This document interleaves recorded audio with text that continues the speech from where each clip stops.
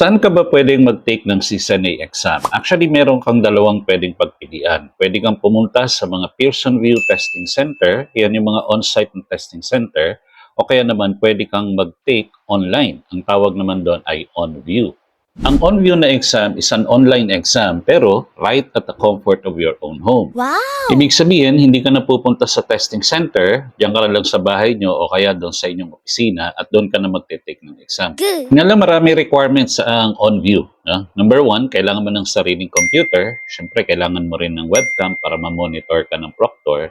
And also, kailangan mo ng stable na internet connection. At actually, marami pang iba. And also, meron din siya mga restrictions. At medyo mahigpit talaga si Pearson VUE pag gumamit ka ng OnVUE. Mga restrictions siya, katulad ng halimbawa, hindi pwede yung meron kang multiple monitors.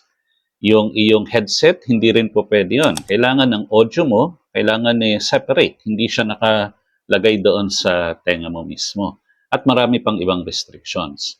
That is why, ang nire-recommend ko, if possible, mas maganda na you go to the on-site testing center. Bakit? Kasi wala ka nang ibang gagawin eh. You just have to schedule your exam and then pag-schedule mo na, pumunta ka doon sa testing site and then all you need to do is register kasi meron ka pang mga ibang fill upan doon and then take the exam. Pag nagkaroon ng problema, sila na ang bahala sa iyo.